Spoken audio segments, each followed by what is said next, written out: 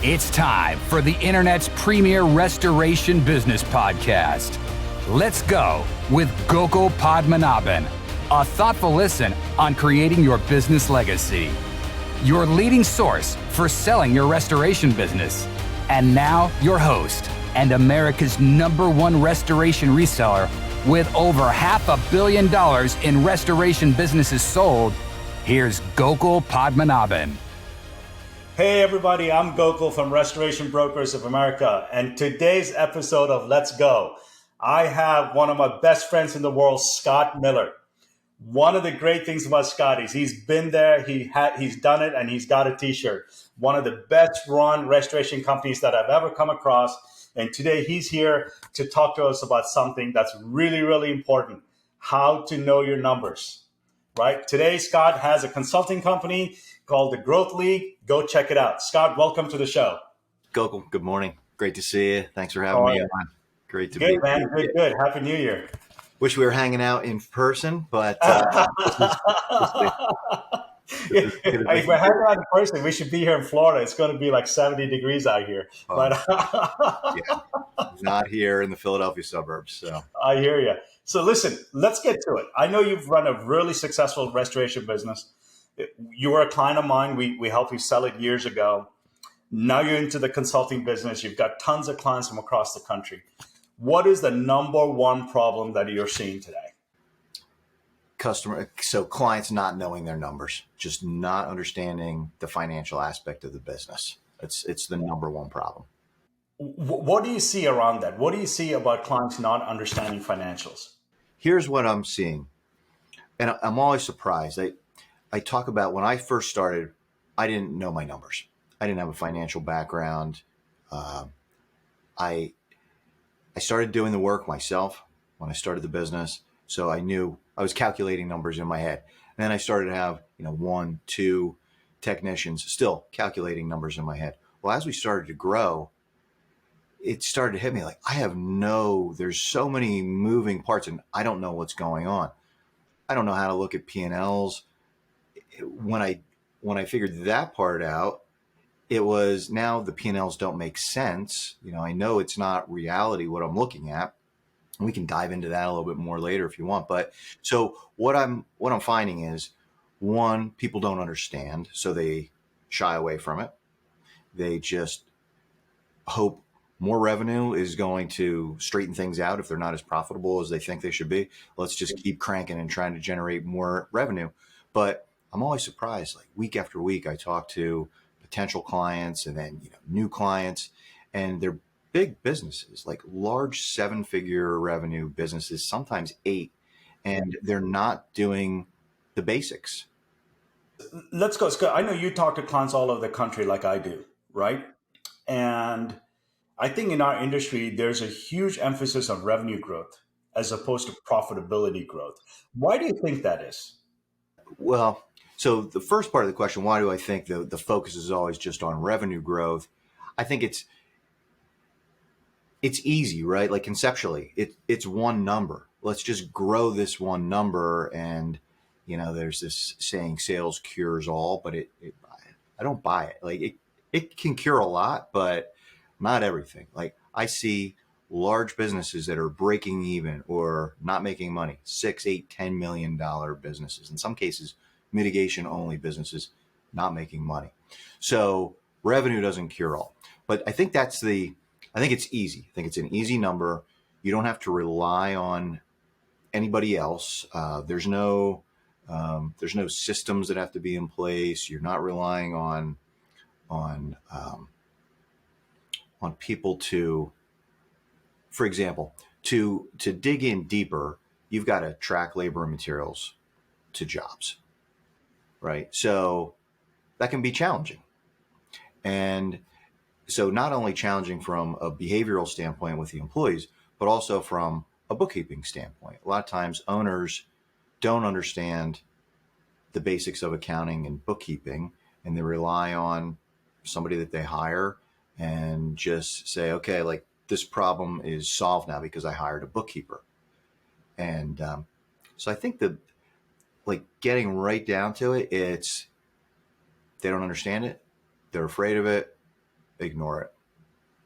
So let's go back. I want you to take our viewers on a journey, right? So I know you have the Growth League now, which is the top consulting company in restoration.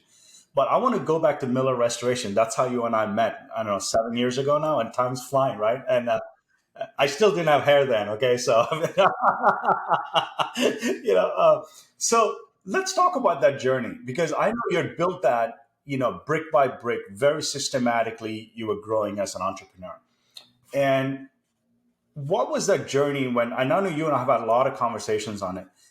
There came a point where you no longer had to be the technical guy or the operational guy, right? Your job description grew, where you one day figured out that, hey, I need to be a true owner and a true entrepreneur.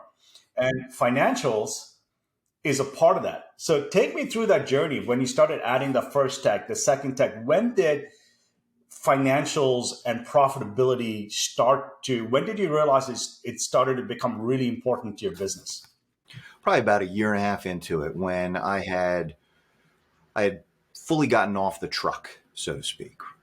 And so had a bunch of employees, and was always aggravated that, one, I was frustrated with myself because I didn't know what was going on financially in the business. And the other part of it was I was always concerned about the motivation. What was the motivation of our team members? And really, to be fair to them, they didn't have a target for me. They didn't know what they were shooting for when it came to financial performance. They knew they had to dry. They knew they had to clean. They knew they had to be nice to homeowners, to our customers, and make people happy. They were great at that. But they didn't know what they were shooting for financially. So how could I be disappointed in them, right? So I was disappointed in myself. That's when I realized, like, I've got to figure this out, because the only thing when it came to the financial side of things that my team members knew was the more they worked, the more they get paid. So the more hours they clocked in the course of a day or a week, the more overtime they got, the more they get paid. So it was one-sided, but it wasn't their fault. It was my fault, right? So that's when it hit me. So I started to talk to other. Did you have an aha moment? Did you have a moment, like, I don't know, maybe one day you looked at your bank account and you're like, what the heck? Or did you have any one of those and you're like, hey, I got to get my hands around the financials? Yeah. I had I did. Yeah. You mind sharing it? I mean, if it's not too personal? No, I called my friend Tom Light, who was a really important mentor to me when I started, another restoration business owner in New York, and talked to him about it. And he said, you know what, Scott, I went through the same exact thing. Yeah, because I woke up and I said, we've got all this revenue. We're not making any money. Like, where is the money, Tom? And, so he laughed and he said, listen, like, you need to get your arms around this financially. Like, you can't just hope that more revenue is going to make profit show up. And so that was the moment that I decided I am going to figure this out.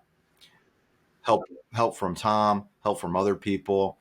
And then I started to talk to people and get different ideas on how to put together performance-based compensation plans for production people, managers, and field.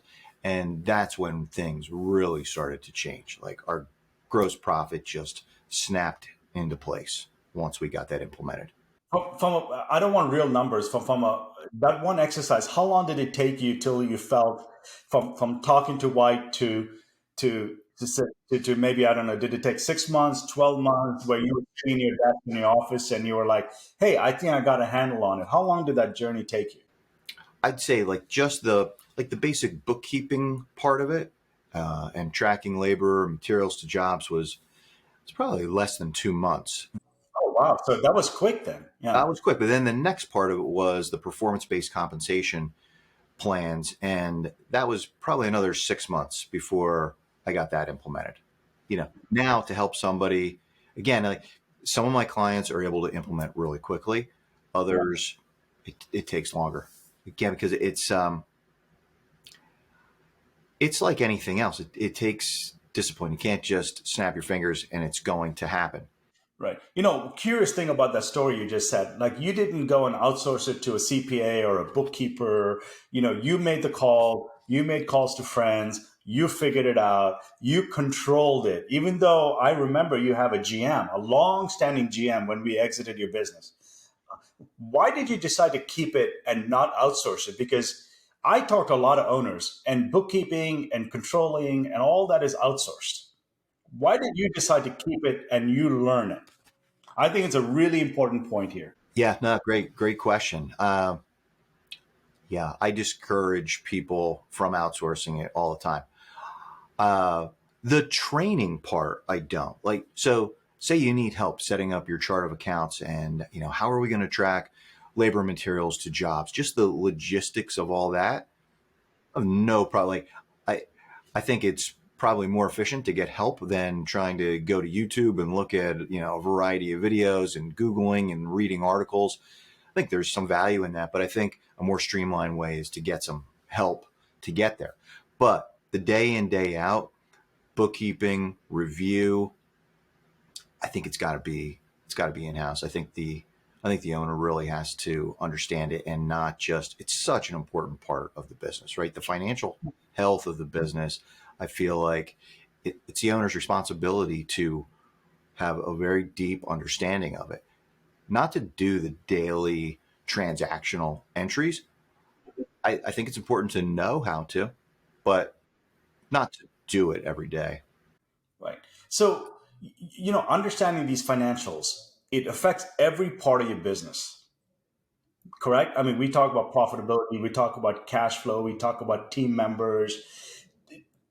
Give our audience an insight. Once you started focusing on knowing your numbers and you got in a good rhythm of doing it, how did that start to affect profitability, cash flow, and even the motivation of your team members and their behaviors? Let's address those three areas. I know it's a loaded question. Yeah, yeah. Well, and number four, and maybe the most important, was my peace of mind. Peace of mind, yeah. Right, being able to sleep Right. at night. So, even if, say we have an off month, well, it's not a mystery, right? I can look at the financials, I can look at the P&Ls and dig in and find out where the problem is or where the problems are, and then do something about it. You can take action when you have good financials that you can rely on. All right. So, the most important thing was, I think, owner's peace of mind. It's really neat when you get this in place. For me, my experience was, now all of a sudden, I think the owner and the team, the individual team members, have alignment. And what I mean by that is the business has to be profitable, right? The business has to feed the owner feeds the team members. So now, if we're all pulling in the same direction and the team members know this is how to be profitable, this is our target, now we're all pulling in the same direction. And now we can have, with some objective information, we can have regular reviews. So, for example, mitigation technicians every 2 weeks can know what their financial performance was on their jobs. Now we can have a conversation like, hey, Gokul, these 5 jobs you did great on. This one didn't go so well. Let's dive into it. What do you do differently next time? Where were the problems? Why did you not hit your labor target on this? Maybe there's a good reason. Maybe it was a job that was an hour and a half away and had very little equipment, a lot of demo that we didn't make much money on. And you say, you know what? This job was just a loser job and there's no way around it. Or you could say, you know what? It was a big cleaning job. It was a structure and content cleaning job, on-site content cleaning. And we just had too many people for too many days. We weren't managing to the budget. And if you don't have something like this in place, the person running the job doesn't even know what the budget is, right? So, and it becomes smaller jobs, like water mitigation jobs, are easier. Like you have a better shot at, without a budget, being okay. Cleaning job that's going on for days or sometimes a couple of weeks, if you just have a bunch of technicians showing up every day and kind of moseying along, and they don't have a target, the person leading that job doesn't have a target, it's probably not going to end very well. And with targets, if you don't know what you're shooting for, how can you hit it, right? So I feel like, and through experiences with myself and with clients, it gets better just because you're measuring it. And so let's talk about that for a second. So getting everybody aligned financially, and then you taking the initiative to understand financials and knowing your numbers was the first step, and then getting the whole team kind of rowing in the same direction. So let's talk about one more thing before we start going into technically, what kind of numbers people need to know. What was the process that you followed? Did you bring up financials? What was the financial rhythm? Did you look at your books every Friday? Did you look at it once a month with your team? Did you look at it on every job? Give us a little bit of insight, a high level of how you did it, and how you consult with your clients today on it. Sure. Yeah. So cash and accrual P&L review monthly, me and management team. Every 2 weeks, mitigation managers meet with technicians and review their jobs. Again, like the actual financial performance of the jobs every 2 weeks. Some of my clients are set up that they do it every month because some people have payroll weekly, and I think it's just too tough to have this kind of rhythm. Weekly would be too much. I think monthly is good. I think quarterly is too long, because I think 2 weeks to a month is really good, because now the technician still remembers the job and it's fresh in their mind. More immediate feedback is better. So you've got the company cash and accrual P&L review every month. You've got technicians every 2 weeks to every month. AR reports every week. There's, again, I don't want to get too far in the weeds, so I'll keep it high level. But it's bi-weekly and monthly rhythms is what you were having with all the financials. Yeah. Now, you personally, when you had the door in your office shut and kind of had some alone time as the owner, did you look at it every Friday? Did you, like, I look at it every Friday morning. Okay, like I shut everything down. It's my time. I silence my phone, and it's 30 minutes. It doesn't take me long. Did you have a rhythm like that when you were running the business? It was actually Friday also. Okay. Yeah. And then also I also got a daily report from our bookkeeper on several numbers, like what were our sales today, and so what was invoiced today, so what did we produce, right? Because we could go down that rabbit hole too. The part of getting your book set up so that you can get meaningful information from the reports is there's a lot of it around the invoicing discipline in your business. When are you invoicing? Some people, they sign a $100,000 job today and they invoice it today, right? We could do another podcast just on invoicing discipline and how to invoice so that your financials are meaningful, so that you've got good information on your P&L and that your AR report is accurate. For another time. That's another time. Yeah, we could talk 2 hours on just that. Yeah. So one thing that happened when I was doing all the bookkeeping so I had a part-time bookkeeper helping me a little bit doing bank recs and credit card recs in the beginning. I was creating invoices. So I was paying bills and I was doing the deposit. When I hired a full-time bookkeeper and was removed from that, I felt like there was something missing. Like I didn't know financially as much as I did when I was in QuickBooks every day, and it bothered me. So I came up with this owner's daily report format, and I got an email from this person every day at the end of the day. What do we sell today? What do we collect today? Where are we month to date for billing? What did we invoice same month last year? How much is in our operating account? There might have been one or two other data points, but 5 or 6 things. Took her like 2 minutes a day to do. And And so I felt like, okay, now this is what I was missing. And now I know what's going on. So I had my pulse on those high level metrics every day. So let's talk about numbers and metrics, right? Tell our audience, like if you were going to give them the top three numbers to know on a weekly basis. I mean, revenue is obviously one of them, or how much work you did. What would be your top three metrics? If someone wants to say, you know what, I want to start small, I want to get going, what are the top three that they should look at on a weekly basis? I think the top three are revenue, gross profit, and so gross profit by division also. So if you have rebuild and mitigation, right? What's your gross profit in each on jobs that closed? I think the other things that are really important, like a couple other things. How many jobs do we sell this week? Like how many do we get under contract? How many did we start? The gross profit is, to your listeners that aren't right now tracking labor and materials to jobs, they're not going to be able to do that, right? So the starting point is, maybe we'll get into that in a little bit on, where do I start? But those are the three things. Like sometimes I talk to prospective clients and they don't know, say it's the 10th of the month and I ask them, what were your sales last month? They don't know. What do you think you're going to do this year? I don't know.